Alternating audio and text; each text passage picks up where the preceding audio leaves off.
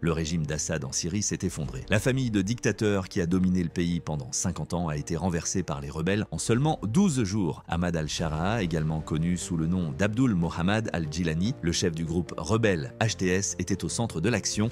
Il tient désormais fermement le nouveau gouvernement de transition de la Syrie. La manière dont les rebelles ont renversé le gouvernement Assad est toutefois un aspect intéressant. Le HTS n'est pas apparu soudainement. Sous la protection de la Turquie, il s'est renforcé depuis des années dans la province d'Idlib. En outre, de nombreuses personnes ne se rendent pas compte que la Turquie joue un rôle plus important dans la dernière attaque des rebelles. L'armée nationale syrienne a combattu aux côtés du HTS et a joué un rôle déterminant dans l'attaque des rebelles. De plus, la Turquie a créé cette milice. Elle reste son principal soutien et fournit des moyens financiers, des armes et des services de coordination. Comme la Turquie contrôle le territoire syrien au nord et qu'elle a mené de nombreuses opérations militaires en Syrie, elle est également profondément impliquée dans la guerre civile qui y sévit.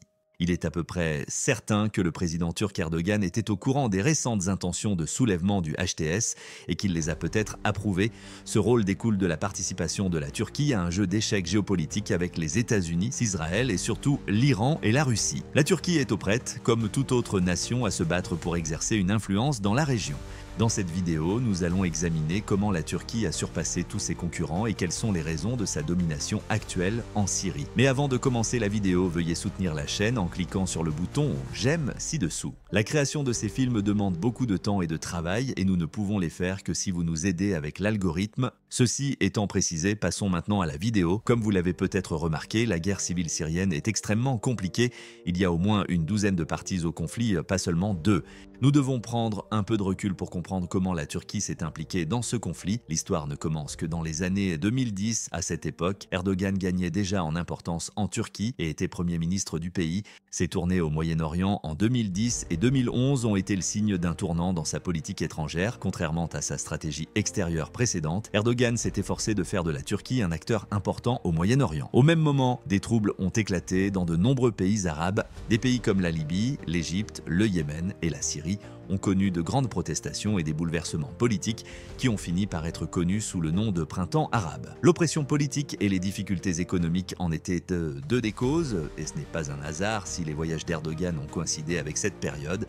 La Turquie y a vu une opportunité de gagner de nouveaux partisans et de s'imposer comme une option démocratique au Moyen-Orient. C'est pour cette raison qu'elle a été qualifiée de printemps arabe en voyage. Cependant, en Syrie, un pays situé à 565 miles ou plus de 909 km de la Turquie, la situation s'est détériorée. Le dictateur Assad a commencé à utiliser des tactiques de répression extrêmement brutales car il avait peur des protestations. La population syrienne indignée a commencé à organiser la résistance après que les forces de sécurité ont tué et torturé des manifestants. Cela a déclenché la guerre civile syrienne en 2011 qui dure depuis plus de 10 ans. Comme nous le verrons plus tard, la Turquie a été l'une des premières nations à soutenir ouvertement l'opposition à Assad, mais nous devons d'abord comprendre les circonstances internes de la Syrie. La Syrie est un pays plein de contradictions et profondément divisé. Les Alaouites, une secte au sein de la branche chiite de l'islam, étaient la famille qui gouvernait auparavant. Les Alaouites sont une minorité avec sa propre culture que l'on trouve principalement dans l'ouest de la Syrie. La grande majorité de la population est toutefois composée de sunnites, la branche la plus importante de l'islam, à laquelle appartient la majorité des nations du Moyen-Orient. Ensuite, il y a les Kurdes dans le nord de la Syrie, qui sont ethniquement différents des Arabes, mais qui partagent la même foi. La Syrie abrite également un nombre considérable d'Assyriens, dont la majorité sont chrétiens. Il existe en outre de nombreuses autres minorités. En raison de ces différences, il n'existe pas de groupe de résistance unique dans la guerre civile. Bien qu'elles aient conclu des accords informels, des centaines de milices sont actives. L'armée syrienne libre est un exemple de groupe modéré. De nombreux groupes ethniques différents la soutiennent. L'HTS est l'une des organisations islamistes. Les musulmans chiites, les sunnites modérés et d'autres personnes considèrent leur interprétation stricte de l'islam comme offensante. Les forces démocratiques syriennes, dont font partie les séparatistes kurdes des YPG, se trouvent dans le nord. Leur objectif est très différent de celui des autres insurgés, car ils visent un État kurde séparé. Par ailleurs, il existe des organisations djihadistes extrémistes telles que les filiales d'Al-Qaïda et ISIS. Elles sont beaucoup plus dangereuses car elles sont non seulement prêtes à utiliser la violence mais ont également de fortes convictions religieuses. Bien que l'armée d'Assad ait été en grande partie remplacée par des milices, son front était plus uni. Le fait que d'autres nations, notamment la Turquie, s'engagent ne fait qu'ajouter à la confusion. Au départ, la Turquie ne méprisait pas Assad, au contraire, avant le conflit, les deux pays entretenaient des relations plutôt amicales. Le gouvernement turc a même rejeté un appel des États-Unis à la démission d'Assad en août 2011. Le gouvernement turc a toutefois tenté de gagner à sa cause la majorité sunnite en Syrie pour des raisons stratégiques. Il considérait l'impopularité de son régime comme une opportunité de gagner en influence. En outre, l'opinion publique turque a rapidement changé en raison des crimes de guerre d'Assad. C'est pourquoi les transfuges de l'armée syrienne ont été autorisés à s'entraîner en Turquie peu après le début du conflit. Plus tard, ces combattants ont déclaré la création d'une des principales organisations de résistance, l'armée syrienne libre. Ils ont ensuite reçu un soutien financier et du ravitaillement de la Turquie, notamment des armes, des munitions et des équipements tactiques. Ils ont reçu un soutien logistique de la Turquie le long de la frontière nord. Les pays du Golfe et les États-Unis ont également rejoint l'armée syrienne libre et lui ont apporté un soutien financier et militaire. Cependant, les États-Unis ayant finalement retiré une grande partie de leurs forces armées et les États du Golfe s'étant désintéressés de la question, c'est la Turquie qui est restée la plus ferme dans son engagement. Alors que la Turquie continuait à s'engager en Syrie, la Russie et l'Iran ont toutefois décidé de soutenir le gouvernement Assad. Poutine et Khamenei n'ont pas seulement des intérêts stratégiques dans la région, ils ont également de la compassion pour leurs collègues despotes en Syrie. L'Iran a tenté d'étendre son influence au Moyen-Orient et d'utiliser la Syrie comme base pour son axe de résistance contre Israël. Poutine s'intéresse particulièrement au port syrien de Tartous, où la Russie entretient une importante station navale depuis l'époque soviétique. Tartous est l'un des rares ports russes avec de l'eau chaude que l'OTAN ne peut pas facilement fermer et offre à la marine russe un accès important à la Méditerranée. L'Iran et la Russie n'ont toutefois pas seulement fourni des armes et une bouée de sauvetage financière à Assad. L'Iran a établi en Syrie des avant-postes pour le Hezbollah, un groupe lié aux gardiens de la révolution iranien. Ils ont commencé à se battre aux côtés du gouvernement Assad en attaquant les zones contrôlées par l'opposition. La Russie a soutenu le gouvernement Assad. Bien que la vie des civils ait souvent été négligée, cette approche a été à la fois brutale et efficace. En offrant des capacités que l'armée d'Assad n'aurait pas pu imaginer, la Russie a joué un rôle essentiel dans la longévité du régime d'Assad. La Russie a également pris la décision d'établir des bases en Syrie pour y lancer des opérations militaires en 2017. L'implication des États-Unis dans la guerre doit également être brièvement abordée. Comme les actions américaines en Syrie visent des groupes terroristes tels que l'EI, elles s'inscrivent avant tout dans le cadre de la guerre contre le terrorisme. L'EI a investi des sommes considérables dans les pays déchirés par la guerre que sont la Syrie et l'Irak, où le groupe contrôlait à son apogée environ un tiers de la Syrie et 40% de l'Irak, c'est-à-dire jusqu'à ce qu'une coalition internationale commence à s'opposer à eux et que, pour l'essentiel, tous s'unissent pour renverser le califat. L'EI a subi une défaite dévastatrice sous l'administration Trump et a perdu en 2019 le dernier bastion qui lui restait, bien qu'il maintienne toujours des troupes à proximité des gisements de pétrole dans l'est de la Syrie. L'armée américaine s'était alors largement retirée. Les États-Unis sont toutefois aussi fortement impliqués indirectement en soutenant les rebelles qui font partie des forces démocratiques syriennes. En tant qu'alliés de l'OTAN, on pourrait s'attendre à ce qu'ils soutiennent la Turquie, mais ce n'est pas le cas. Washington est sous le feu des critiques en raison de l'intégration de nombreuses factions kurdes dans cette alliance des FDS, notamment la force kurde YPG.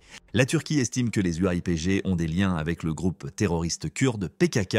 Le PKK est actif en Turquie depuis les années 1980 et continue de représenter une menace pour la sécurité nationale. Cela est dû à un différend concernant l'est de la Turquie où certains Kurdes veulent créer leur propre État kurde. Les Kurdes dispersés dans ce qui est aujourd'hui la Turquie, la Syrie, l'Irak et l'Iran sont la plus grande minorité ethnique du Moyen-Orient sans nation propre. La haine de la Turquie pour ce groupe rebelle, soutenu par les États-Unis, a conduit à plusieurs situations problématiques.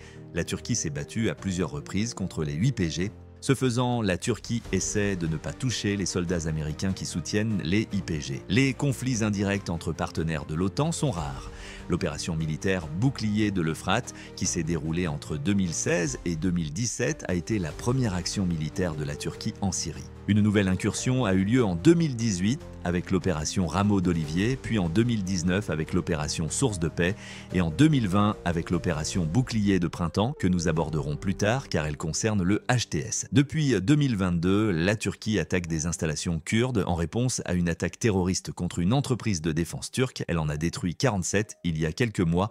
La Turquie poursuit deux objectifs principaux à travers tous ses efforts. Afin de protéger son propre territoire, elle a tenté d'établir une zone tampon tampons le long de la frontière syro-turque et d'empêcher la création d'une entité autonome kurde. Cela a eu des effets contradictoires car la Turquie n'était pas en mesure de conquérir des territoires de part et d'autre de la frontière. Toutefois, lors de discussions avec les Américains et plus tard après 2019 avec les Russes, la Turquie s'est vue accorder une sorte de zone tampon. Cette zone tampon turque comprenait une partie intéressante à l'ouest. La Turquie n'avait pas de contrôle direct sur la zone autour de la province d'Idlib.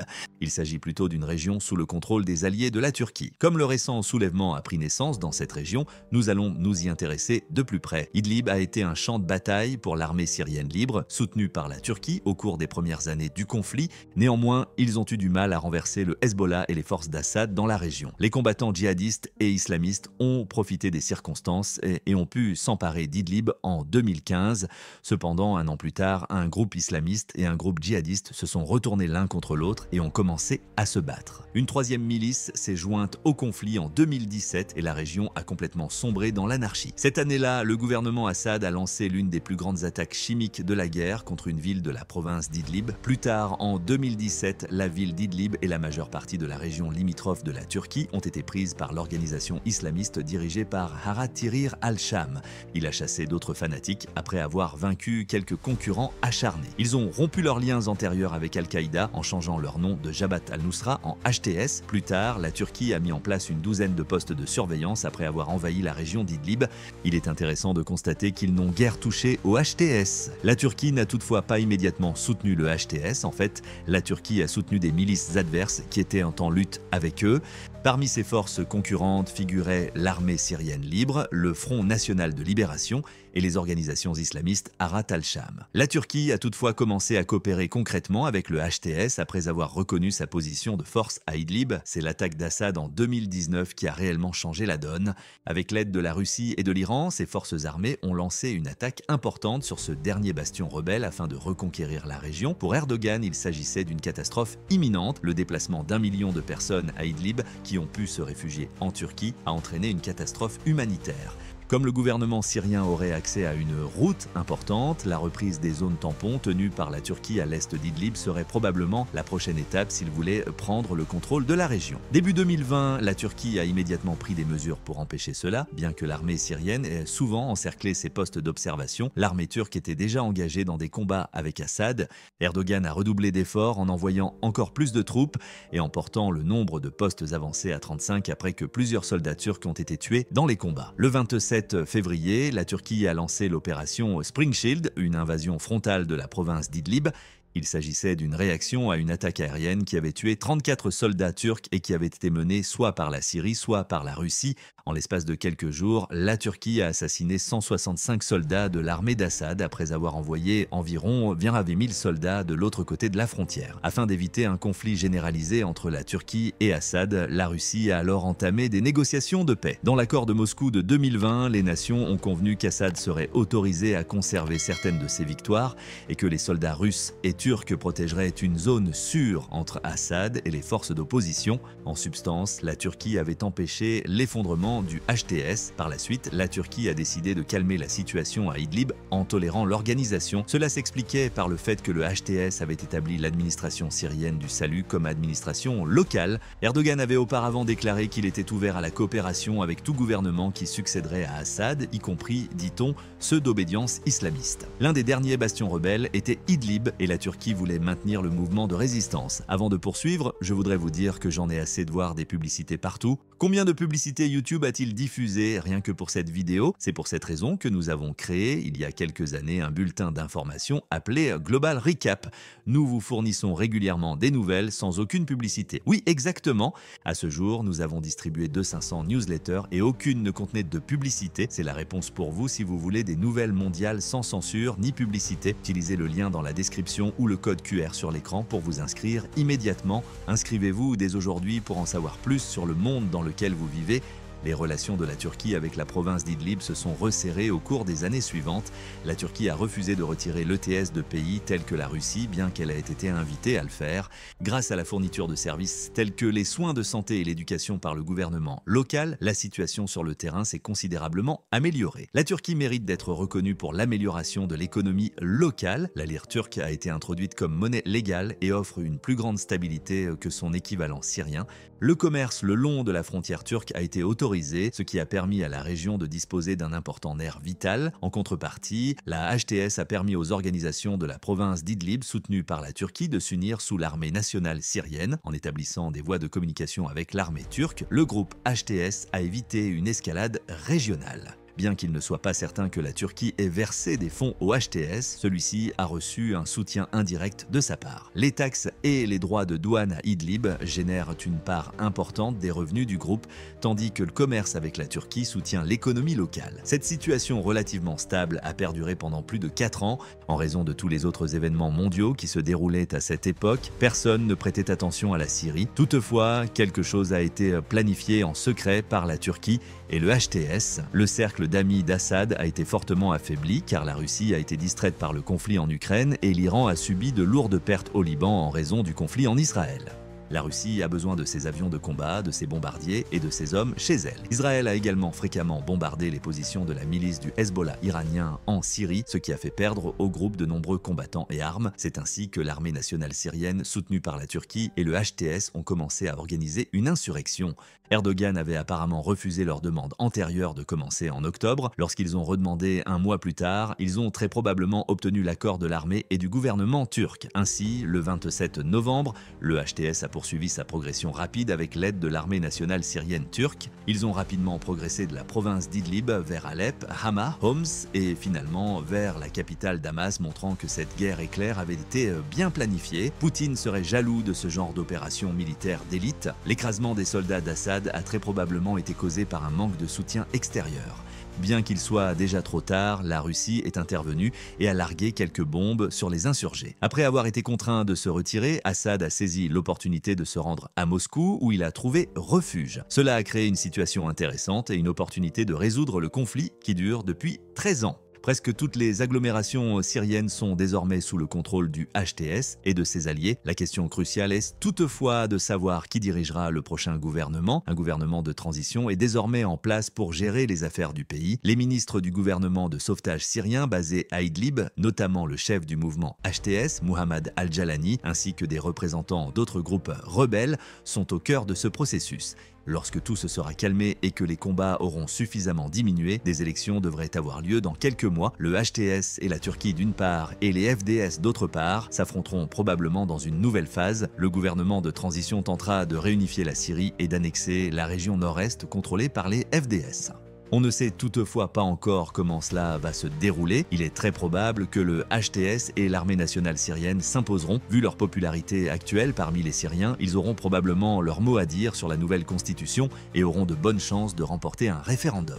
Actuellement, d'immenses foules bordent les rues de Syrie pour célébrer la chute d'Assad et l'élection de Mohammad Al-Jalani comme leur nouveau chef. Cela aura un impact considérable sur la politique étrangère si lui et ses partisans sont élus au pouvoir, comme le prochain gouvernement leur sera favorable. La Turquie a gagné cette bataille géopolitique. Depuis 2019, il est essentiel d'offrir un refuge sûr à HTS et de soutenir l'opposition. Pour d'autres nations, il s'agit toutefois d'un cauchemar. Il est probable que l'Iran ne sera pas actif en Syrie avant un certain temps. Les Syriens n'oublieront jamais le soutien financier et en armement d'Assad, ainsi que l'implication du Hezbollah paramilitaire dans le conflit. Comme ils ont été impliqués dans des combats directs avec les forces supplétives iraniennes, le HTS ne les oubliera pas tout particulièrement. L'Iran commence à perdre sa guerre par procuration avec Israël et le Liban et est déjà désavantagé. En signe de faiblesse, le Hezbollah a accepté peu avant le début du soulèvement syrien un cessez-le-feu au Liban dont les conditions favorisaient Israël. Maintenant que la Syrie a disparu, l'Iran et le Hezbollah se trouvent en mode crise. La Syrie leur servait auparavant de fournisseur de provisions et d'armes pour le Liban, mais cette option n'existe plus. L'axe de la résistance est ainsi brisé. Pendant ce temps, de nombreux Syriens chiites fuient vers le Liban, dirigé par le Hezbollah, étant donné qu'ils sont associés à la dictature d'Assad et à son allié chiite. L'Iran, ils craignent d'être punis. Avec un ancien membre d'Al-Qaïda et d'ISIS, on ne sait jamais, même si Mohamed Al-Jilani a promis de ne pas s'attaquer à une minorité. L'Iran et ses soutiens sont manifestement mécontents. Pour les autres alliés importants d'Assad, peu de choses ont changé. La Russie s'empresse de retirer ses troupes et ses équipements militaires de Syrie, où elle les avait déployés en 2017. La Russie pourrait ne pas être en mesure de maintenir son importante base navale en Syrie, les navires russes ayant quitté le port local. Ayant soutenu Assad lors des tristement célèbres bombardements qui ont tué des milliers de civils, Poutine n'a sans doute pas gagné le peuple syrien à sa cause. La Russie fait de vaillants efforts pour prendre un nouveau départ avec les nouveaux dirigeants, mais cela semble peu probable. La Russie a déjà mené des combats avec le HTS, tuant un grand nombre de ses membres. Le véritable bénéficiaire de tout cela est la Turquie qui cherche à acquérir une influence importante en Syrie après Assad. La Turquie pourrait établir une présence militaire en Syrie et remplacer d'autres pays étrangers en aidant les rebelles. Compte tenu de l'importance stratégique de la Syrie, il s'agit d'une question importante. Elle permettrait à la Turquie de gravir l'échelle du pouvoir et de devenir l'une des nations les plus puissantes du Moyen-Orient, peut-être même de dépasser l'Iran. De plus, la Turquie a des avantages politiques. Il est probable que le nouveau gouvernement syrien soutienne les objectifs de la Turquie. Il en va de même pour les problèmes kurdes en Turquie et en Syrie. Les YPG et le PKK kurde pourraient être détruits par le nouveau gouvernement syrien en collaboration avec la Turquie, comme c'est l'une des principales raisons pour lesquelles Erdogan s'est engagé en Syrie. Cela augmenterait considérablement sa popularité dans son propre pays. La Turquie et le nouveau gouvernement syrien exerceront probablement de fortes pressions sur les États-Unis pour rompre avec les FDS et les YPG. Trump a déjà déclaré que les États-Unis se retireraient, eux, probablement de Syrie dès qu'il prendrait ses fonctions. Mais la géopolitique est bien plus qu'un simple combat. Incroyablement, la crise des réfugiés turcs est un facteur important dans le désir du pays d'avoir un nouveau gouvernement en Syrie. 3,6 millions de réfugiés syriens vivent actuellement en Turquie. Ce scénario dure depuis 13 ans. Il s'agit d'une charge considérable pour une nation de 85 millions d'habitants, surtout compte tenu du manque de richesse de la Turquie. Erdogan a été attaqué pour cela dans la politique turque et certains politiciens de l'opposition lui demandent d'expulser ces réfugiés. Lorsqu'il a envoyé en 2023 plus d'un demi-million de réfugiés syriens dans les zones de sécurité en Turquie et dans la région d'Idlib tenue par les rebelles, il s'est montré bienveillant à leur égard. Les groupes humanitaires ont critiqué Erdogan pour cela, mais il semble que le différend politique soit réglé. Ces millions de réfugiés seront probablement renvoyés chez eux et le nouveau gouvernement les accueillera. À partir de là, les choses ne pourront que s'améliorer car la Turquie aidera probablement aussi à la reconstruction de la Syrie. La guerre a coûté à la Syrie environ 100 milliards de dollars en infrastructures, avec des pertes économiques totales estimées à 1,2 billion de dollars. L'économie syrienne a toutefois un énorme potentiel. Le PIB, qui s'élevait à près de 70 milliards de dollars avant la guerre, est actuellement inférieur à 9 milliards de dollars. Avec le soutien de la Turquie, il peut se redresser. En tant que pays voisin, la Turquie peut facilement faire du commerce et investir dans l'économie syrienne. De plus, la phase de reconstruction en Syrie est peut-être la seule dont la Turquie pourra profiter. Depuis la chute du gouvernement Assad, les actions des entreprises de construction turques ont augmenté, et ce parce qu'elles peuvent compter sur un grand nombre de commandes, et comme le PIB syrien pourrait potentiellement être multiplié par 10, voire par 20, tout l'argent investi jusqu'à présent dans le pays sera rentabilisé. Dans l'ensemble, la Turquie voit plutôt d'un bon œil la chute d'Assad, contrairement à ses adversaires, la Russie ou l'Iran. Elle jouera un rôle fort en Syrie dans les années à venir, car elle a soutenu les rebelles. La Turquie a peut-être joué un jeu géopolitique brillant, mais elle a sans aucun doute eu de la chance. Merci beaucoup de nous avoir regardés. Cliquez sur le bouton s'abonner ci-dessous si vous souhaitez être tenu au courant de nos vidéos.